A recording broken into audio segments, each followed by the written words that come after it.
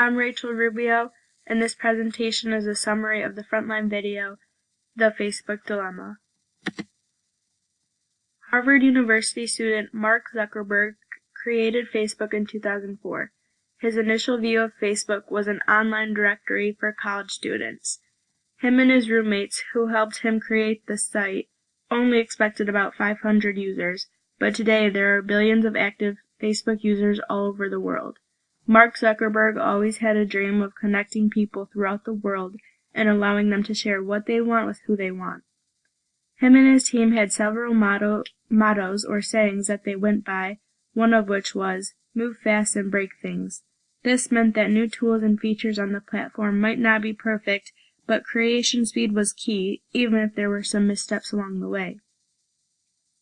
Facebook has been the greatest experiment in free speech in human history and has created a digital nation-state. With the main focus of growth and making the world a better place, as well as the success of the site, the company was unconcerned with the possibility that harm could result from Facebook. Facebook's most important feature is the newsfeed. It was the key to keeping all new users engaged. It was like an endless stream of stories, pictures, and updates shared by friends, apps, and others. It was designed to make users want to keep scrolling and provided content that specific users would like to see. Another important feature was the like button. People felt they were heard when their posts received likes, and it let Facebook know what and who was important to their users. At the time Facebook was created, existing laws didn't hold internet companies liable for content being posted on their sites. This meant if someone made a threat or said something violent on their site, for example, they were not reliable. This provision allowed the internet economy to grow and thrive and was especially beneficial for Facebook. So, Facebook had to make its own rules. They set some general ground rules like no nudity or violence, but they took a libertarian approach, letting people speak and go to the edge as well as letting others respond. In 2011, the Arab Springs had come to Egypt with the help of a Facebook page showing the abuses taking place. Wael Ghonim created the page not necessarily with the intent that it would be effective, but more so because he felt like he couldn't just sit back and do nothing. In just 3 days, 100,000 people had joined the page. With that number continuing to grow rapidly, Ghonim created an event that called for a revolution. Hundreds of thousands of protesters showed up, and just days later, Egypt's president stepped down. The protest was a success because of that Facebook page. Meanwhile, people were realizing that Facebook was affecting democratic change. Activists were saying things like, "We couldn't do this without Facebook," and government officials were saying, "Does Facebook realize how much you are changing our societies?"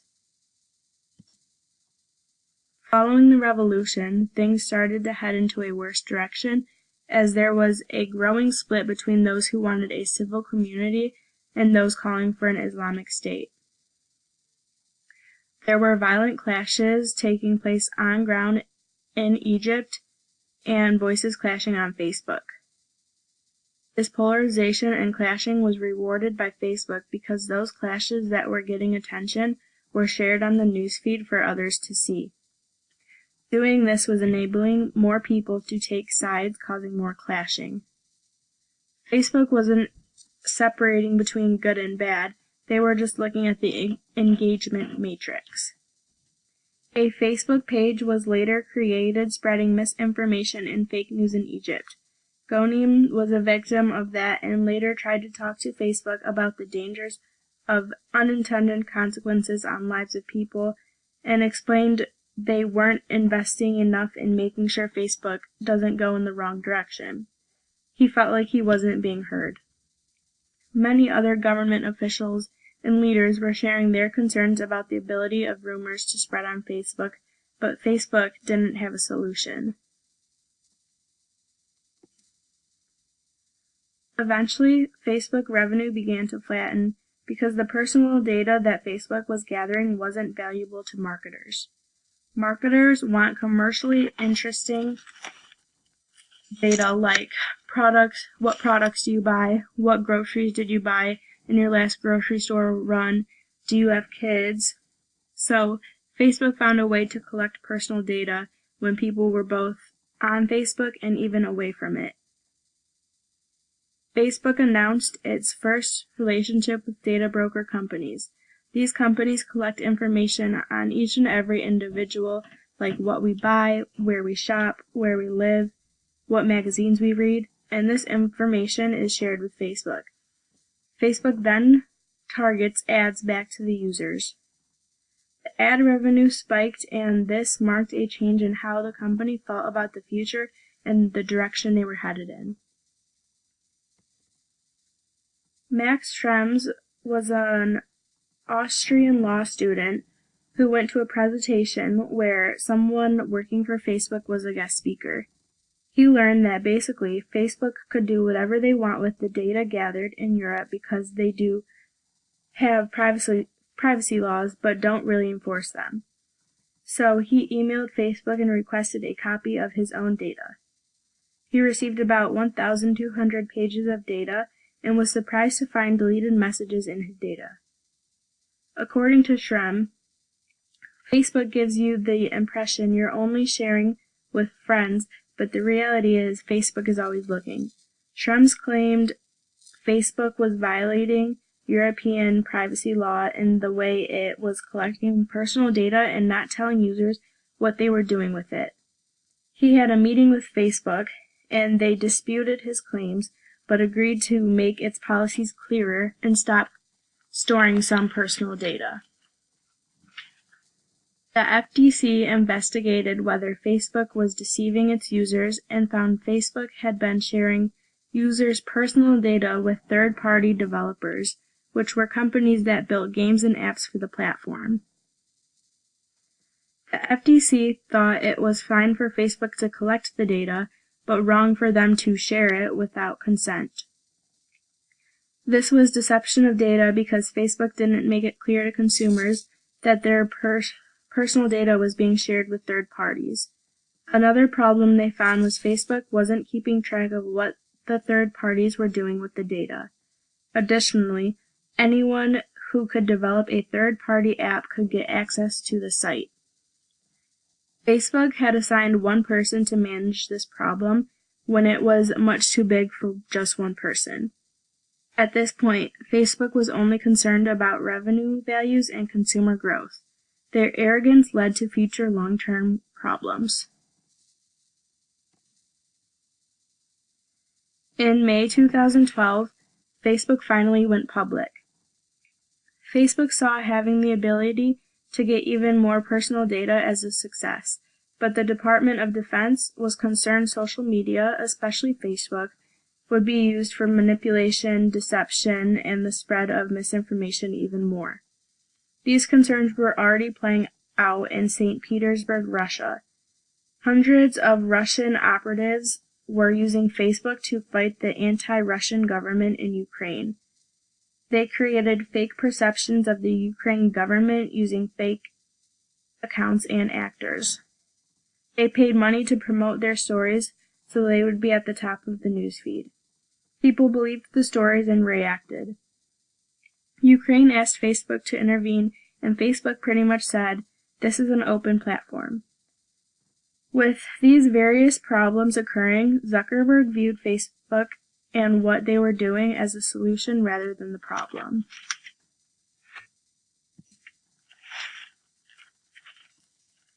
In recent years, Facebook has become the gathering place for political conversation. Since so many people are spending so many hours of the day on Facebook, it is the best place to show content and get messages out. News programs started joining Facebook since it was becoming the world's information source and news distribution.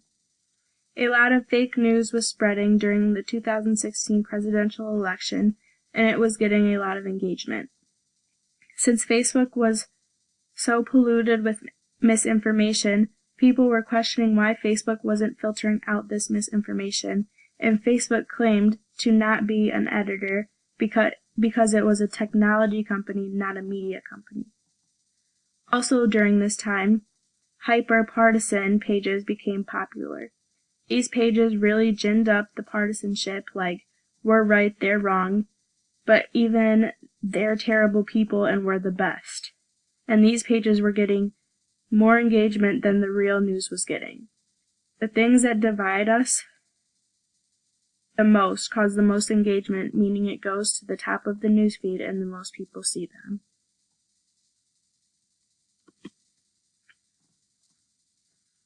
About 2 months after the election, intelligence agencies began to investigate Russian interference and whether social media played a role. The agencies traced disinformation to Russian government-linked sources. After a long, tedious process of looking at hundreds of thousands of ads, they found a large cluster that they were able to link to an internet research agency in St. Petersburg, Russia, which was one of the same groups that was using Facebook to spread fake news in Ukraine. This agency had created pages that looked like real groups and movements like pro-immigration and anti-immigration, found people who supported those groups, brought them together, and then delivered information to them. The goal for the Russians was to try and find fault lines in American society, making them not trust each other, causing more division and polarity. Maria Ressa runs a prominent news website in the Philippines and warned Facebook about the Philippines president Duterte using Facebook to spread fake news. He was using a network of paid followers and fake accounts to spread lies about his policies and brutally attack anyone who questioned him. Soon after, Maria herself was under attack, with people making fun of the way she looked and talked. This was called patriotic trolling, which is an online state-sponsored hate meant to intimidate and silence. It has the ability to turn democracies upside down.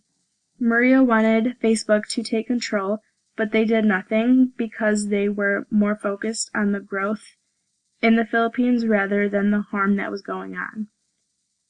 She concluded that Facebook had brought all of these people to this platform but didn't have or enforce rules, so chaos would occur.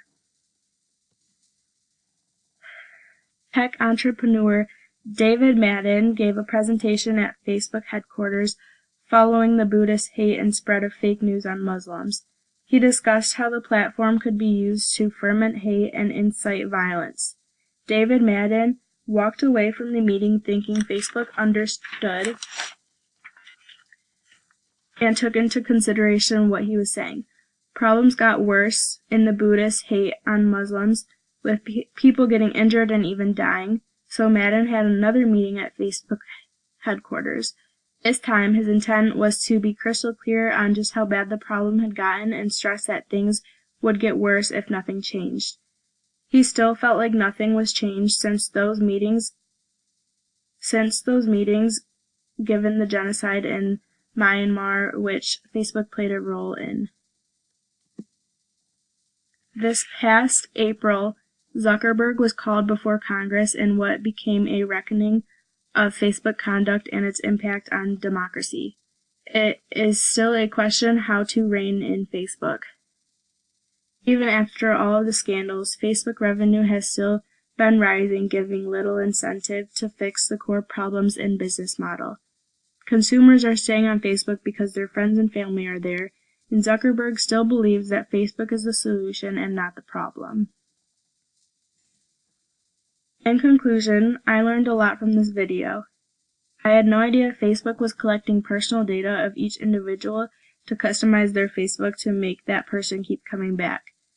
This, in a way, feels like an invasion of privacy, especially because my data is being shared without my consent. Before this video, I never really considered the huge negative side of Facebook, so I'm glad it opened my eyes to that perspective. I think social media has its pros and cons. Our society has become so dependent on and addicted to social media that I think it's done more harm than good, but if it were to be used wisely and not abused, it could be really great.